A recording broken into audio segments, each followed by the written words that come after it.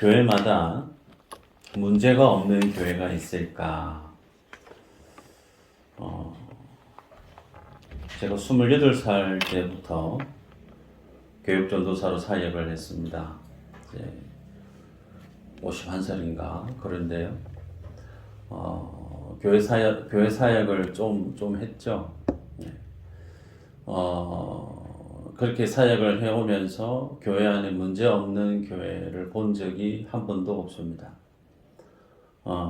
그래서 문제가 늘 있는 교회가 이 지상의 교회의 모습인데, 오늘 우리가 읽고 있는 고린도 교회도 물론 마찬가지죠.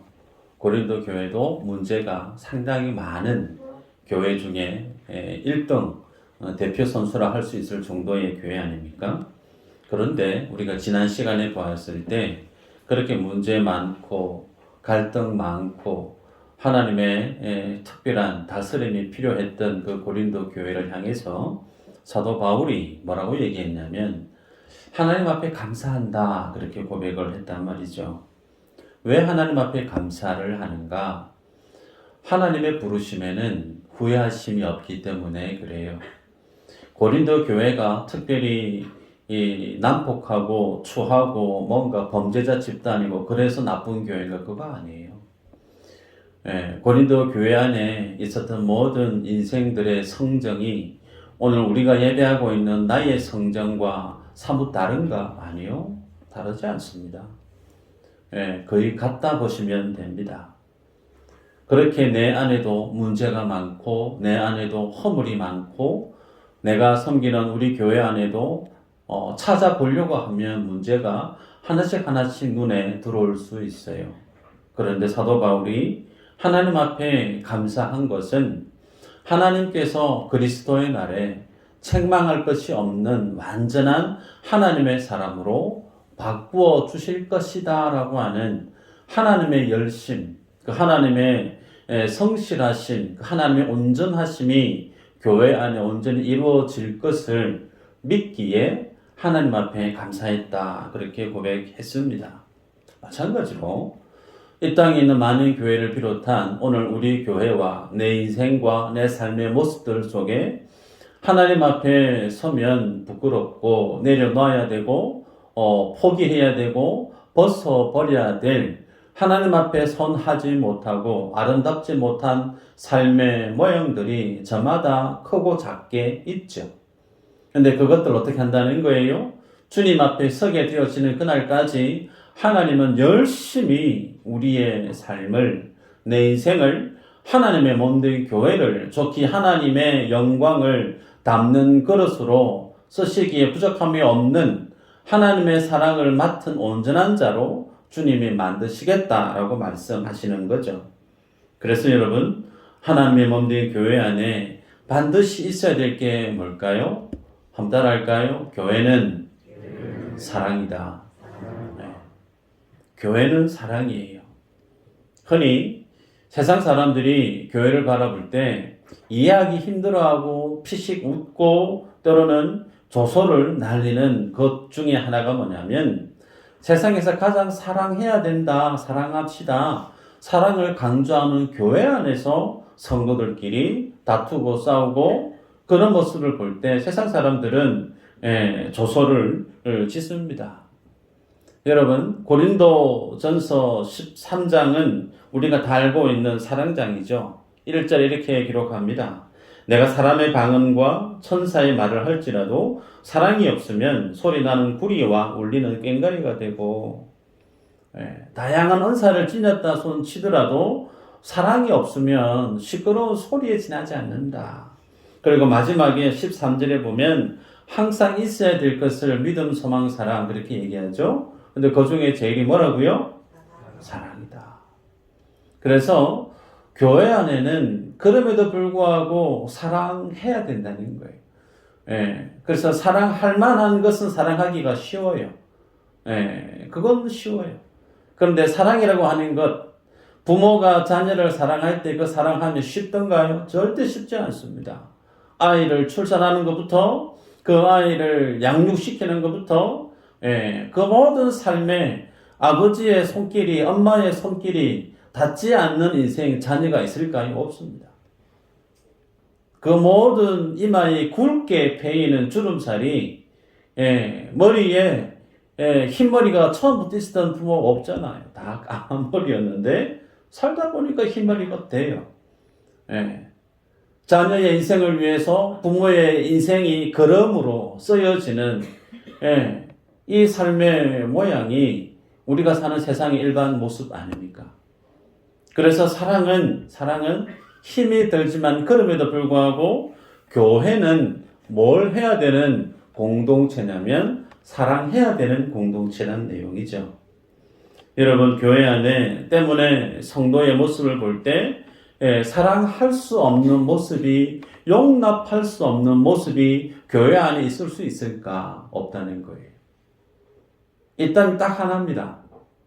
하나님의 은혜를 부정하거나 성령의 은혜를 부인하거나 예수 그리스도가 십자가 피 흘려 죽으심으로 하나님의 교회를 하나 되게 만든 그 하나님의 영적인 권위를 무시할 때 우리는 그런 사람들을 용서하거나 그 사람들을 용납하거나가 아니고 아예 그런 사람을 어떻게 해요? 열애시켜야 되는 거죠.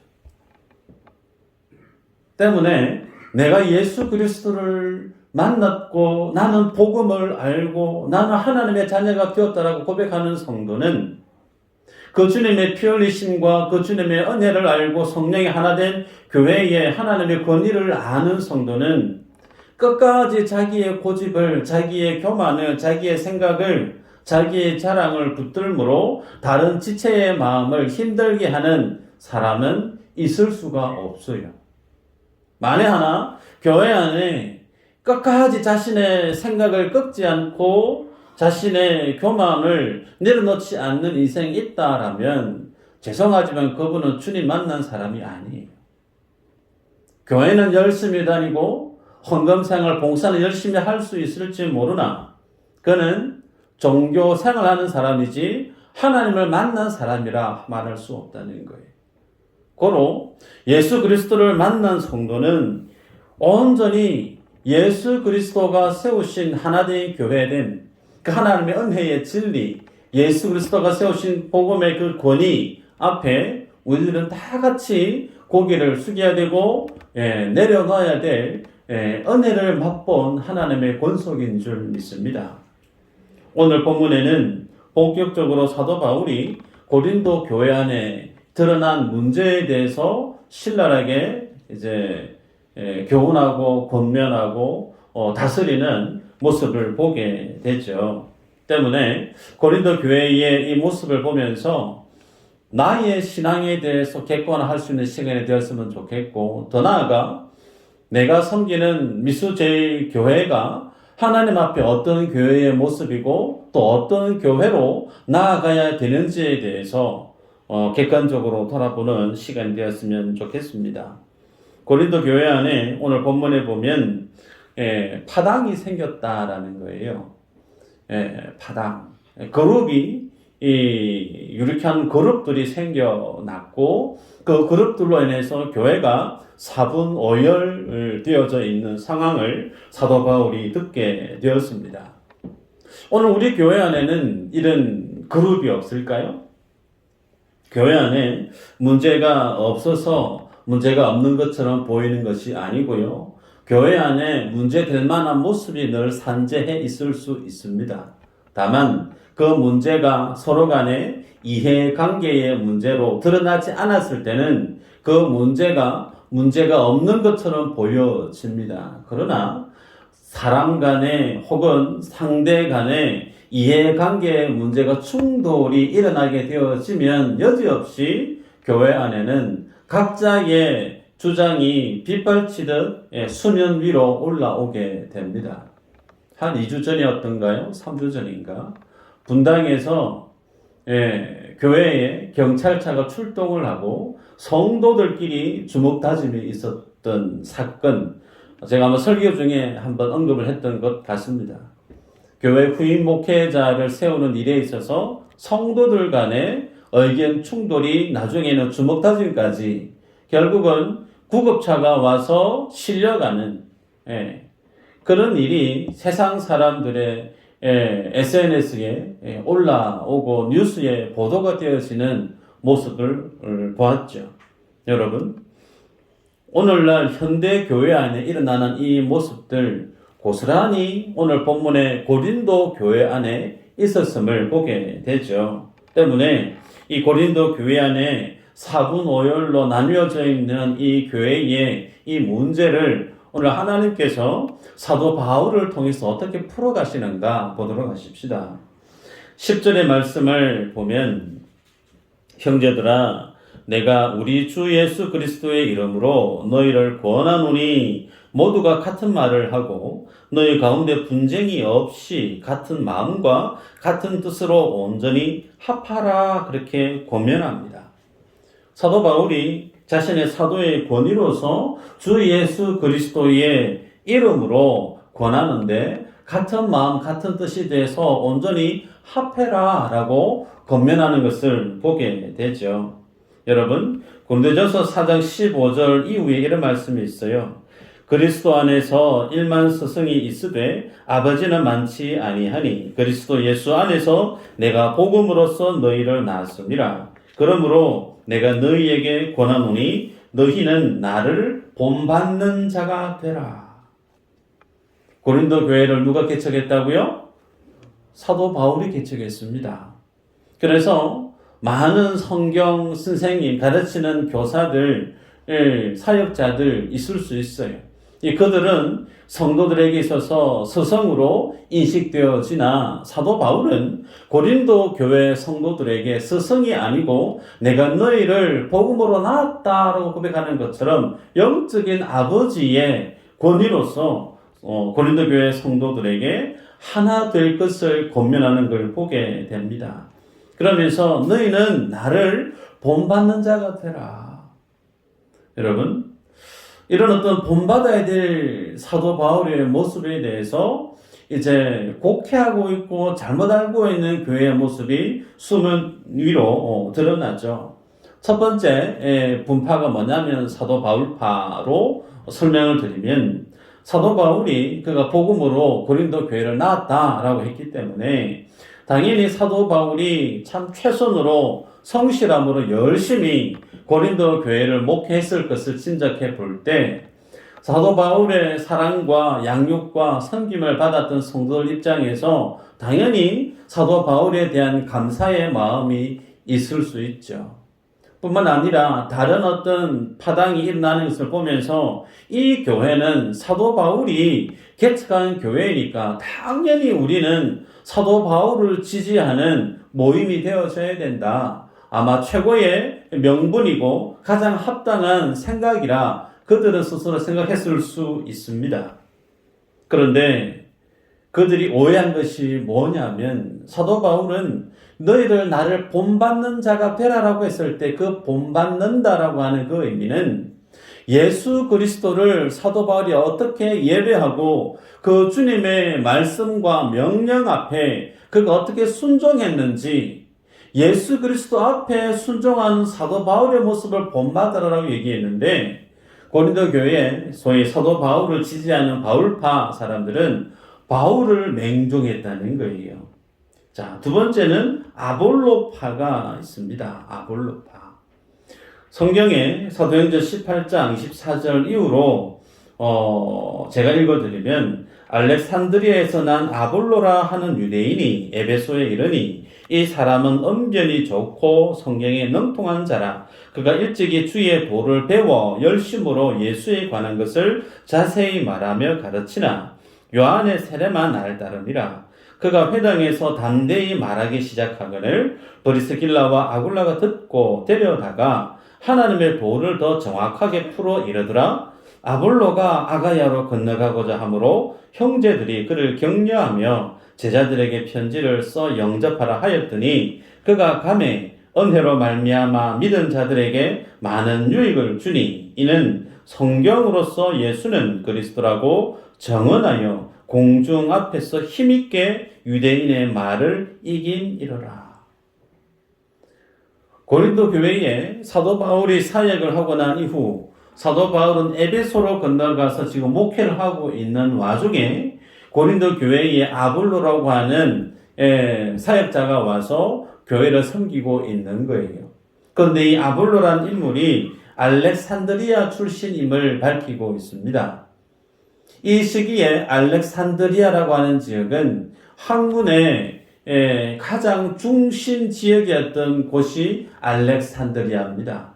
그리고 그는 참 언변에 능한 자다. 그리고 학문의 깊이가 있을 뿐만 아니라 성경에 능통한 자다 그랬단 말이죠.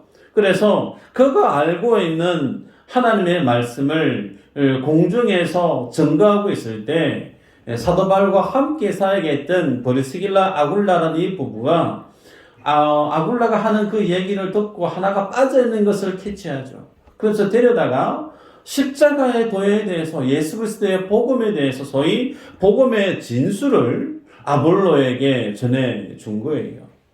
그러자 아볼로가 정말 구약과 완성된 복음의 맥을 이제 깨닫고 난 이후에 그가 깨닫게 된 그 복음을 공중 앞에서 유대인에게 소위 복음을 전거했는데 유대인들은 아니다. 율법을 지켜야 된다. 그리스도가 우리의 구조가 될 수 없다라고 하는 유대인들의 그 말을 어떻게 해요? 논쟁에서 이겼다라는 거예요. 그러니 아볼로라는 인물이 얼마나 대단한 인물이었을까? 성경에 대해서 해박합니다. 학문의 깊이가 남달라요. 언변에 능한 자입니다. 복음에 대해서 정말 잘 알아요. 그에 비해서 사도 바울은 말이 어눌하다 스스로가 밝혔습니다. 육체의 가시가 있는 거죠. 그래서 비교해 보면 지금은 사도 바울이 고린도에 없으니까 많은 사람들에게 주목을 받고 인기를 누릴 만한 위치에 있었던 인물이 바로 아볼로였음을 좋게 짐작할 수가 있죠.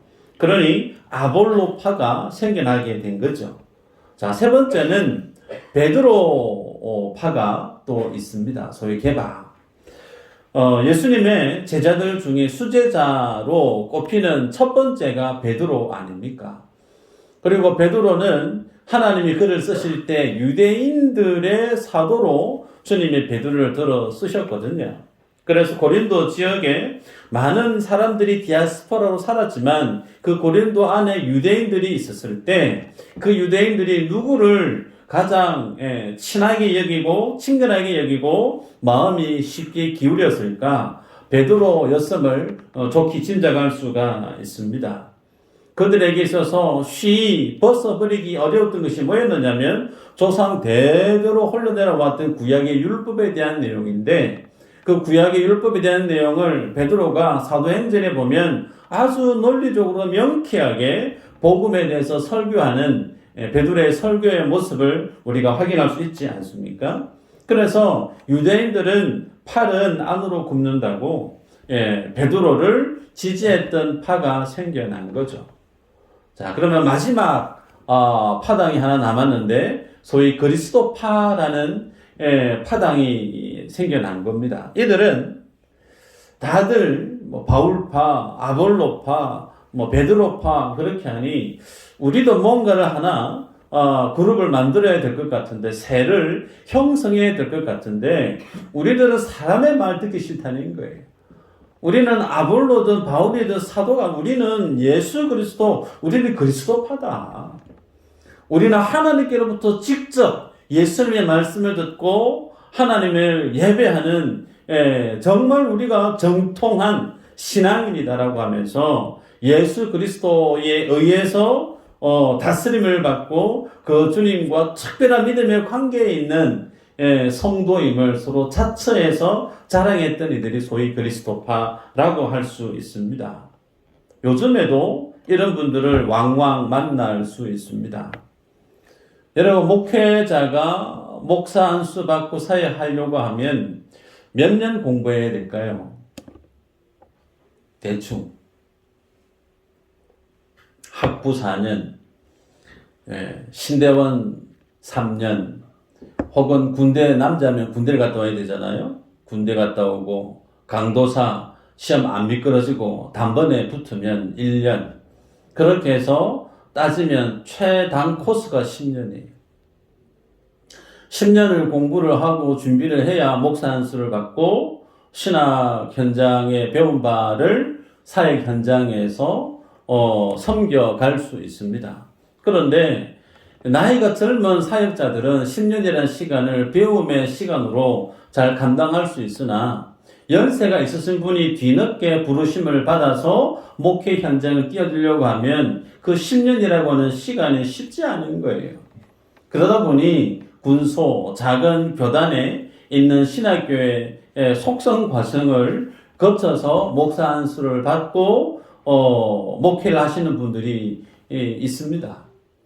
통영 경남 지역에는 좀 덜할 수 있으나 윗지방에는 그런 분들이 참 많아요. 근데 그런 분들의 특징이 뭐냐면 대체로 뜨겁습니다. 성향이 많이 뜨거워요.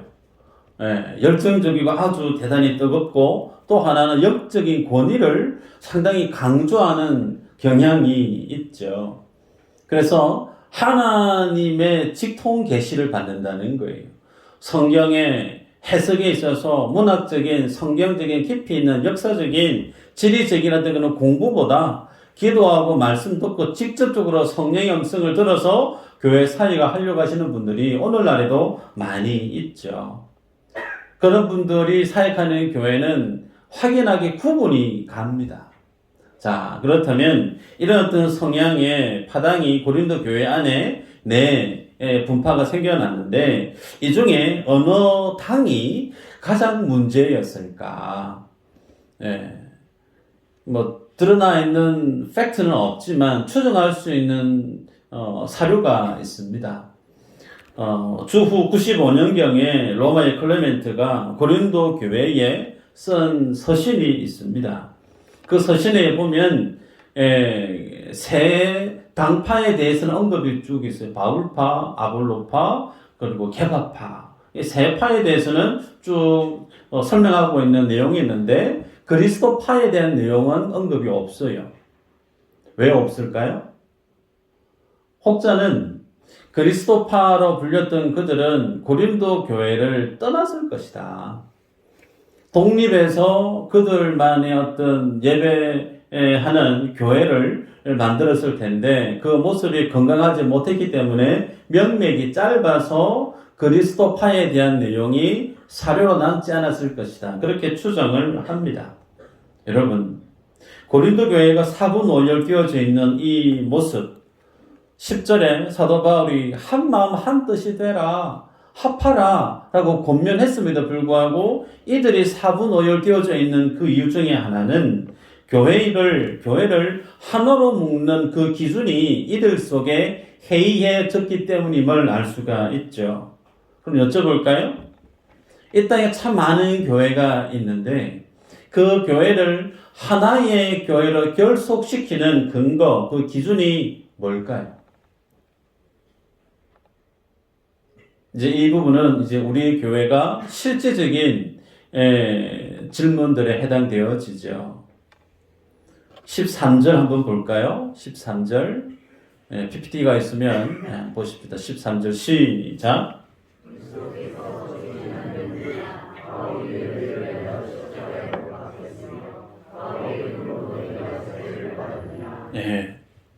사도 바울이 지금 질문을 던지는데 누가 십자가에 못 박히고 누구의 이름으로 너희가 세례를 받았냐라고 질문을 던지고 있습니다. 이 질문은 오늘 우리 교회도 똑같이 답을 할 수 있어야 되고 예배하는 여러분 각 개개인이 동일하게 이 질문에 대한 답을 분명히 하실 수 있어야 되죠. 사도 바울은 고린도 교회가 사분오열로 각 당파로 산산조각 나눠져 있는 그 모습 앞에 그 교회의 분열의 문제를 어떻게 지금 풀어가고 있느냐면 십자가와 그리고 세례라고 하는 부분을 가지고 고린도 교회의 분열되어져 있는 그 모습을 다시금 회복시켜 가고 있는 것을 보게 되죠. 자, 그러면 세례가 갖는 의미에 대해서 생각해 보면 세례의 많은 의미 중에 가장 일반적이고 큰 의미는 하나됨에 대한 내용, 소위 연합과 관련된 내용임을 우리는 알고 있습니다.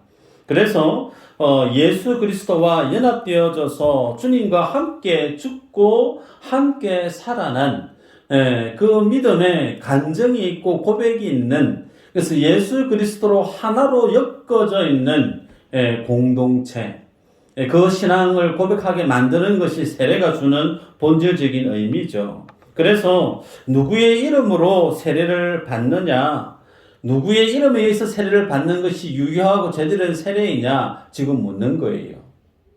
그러면 소위 텔레비전에 나오는 아주 대형 교회를 목회하는 훌륭하신 목사님의 손에 내가 세례를 받았으면 그 훌륭하신 목사님, 유명하신 목사님께로부터 세례를 받은 나의 그 세례는 정말 훌륭한 세례인가? 아니면 내가 군대에 있을 때 이름도 모르는 많은 목회자들이 와서 단체로 수백 명, 수천 명이 단체로 그냥 세례식을 거행하는데 목사님 이름도 모르는데 이름 모를 그분에게 내가 세례를 받았을 때 뭔가 찝찝하다는 거예요. 그래서 다시금 제대하고 나서 신앙생활을 제대로 하기 위해서 교회에 등록하고 다시금 목사님한테 군대에서 세례를 받긴 받았는데 다시 세례 받고 싶습니다 얘기한다면 이전에 군에서 받았던 그 세례는 뭔가 2% 부족한 세례인가? 어떤 목사님은 성지순례에 가서 요단강물을 피트병에 담아와서 교회에 와서 이제 세례를 하는데 물을 이제 믹싱하는 거예요. 그래서 이 물이 이스라엘 성지순례에 가서 요단강에서 떠온 물입니다. 그러면서 이제 그 물을 가지고 세례를 하는데 그 세례를 받은 성도가 있잖아. 나는 이스라엘 요단강에서 진짜 물 가지고 내가 세례를 받았다. 내가 정말 세례 제대로 받았다라고 말할 수 있을까? 이상의 내용들은 세례에 대한 본질하고는 하등의 상관이 없는 거예요. 심지어 우리 교단은 재세례라고 하는 부분을 이단시 여깁니다. 한 번 세례를 받은 자는 다시금 세례 받을 필요가 없는 거예요. 세례를 받을 때 뭔가 감정이 뭔가 영적인 이펙트가 있고 찌릿찌릿하고 뭔가 심령에 대단한 특별한 느낌이 있고 뭐 그러면 참 제대로 내가 세례를 받은 것 같은데 전혀 그런 어떤 느낌이 한 번도 없을 때 뭔가 내가 세례를 받은 것 같긴 한데 뭔가 좀 부족한 것 같아서 다시금 내가 세례를 받고 싶어하는 마음이 일어날 수 있는데 우리 교단은 그럼에도 불구하고 다시금 세례를 주는 것을 금하고 있습니다. 그래서 제 세례를 우리 교단은 이단시 여깁니다. 누구의 이름으로 세례를 받죠? 예수 그리스도. 목회하는 목사가 중요한 것이 아니고 누구의 이름으로 세례를 받았느냐가 제일 중요합니다. 사도 바울은 14절에서 17절까지 본인이 이렇게 얘기해요. 내가 세례를 많이 주지 않은 것이 오히려 감사하다. 내가 세례를 많이 줬더랬으면 혹여나 고린도 교회 성도들이 나는 누구에게 세례를 받았다라고 하면서 사도 바울을 자랑하고 사도 바울에게 세례를 받은 것을 특별한 것으로 여길 여지가 있었기 때문에 오히려 나는 몇 사람 정말 소수된 몇 사람만 내가 세례를 준 것이 더욱더 감사히 여긴다. 그러면서 본인은 세례를 많이 주기 위해서 주님이 나를 부른 것이 아니고 주님이 나를 부르신 것은 복음을 전하게 하기 위해서 주님이 나를 불렀다. 본질이 세례를 많이 줘서 나는 아볼로보다 게바보다 누구보다 세례를 많이 줘서 내가 더 고린도 교회에 그 권위나 권리가 더 나는 막강하다. 자기 자랑을 할 수 있는 그런 어떤 자기 욕심이 전혀 없다는 거예요. 오히려 세례를 적게 해줌으로 오히려 세례식을 한 번 하더라도 그 세례식을 통해서 주님이 내게 주셨던 복음이 어떤 것인지에 대해서 확연하게 보여줄 수 있는 도구로 쓰임 받았으면 나는 그것이 더 값지고 감사한 일이다 라고 사도 바울이 얘기합니다. 그러게 여러분, 교회의 분열, 교회의 다툼, 그 갈등을 무엇으로 해결해야 되는가? 누구에게 세례를 받았는가? 누가 나를 위해서 십자가에 못 박아 죽으셨는가? 이 질문을 우리는 늘 되뇌일 필요가 있습니다. 말씀 한번 볼까요? 에베소서 4장 1절에서 5절인데 한번 읽어보십시다. 시작.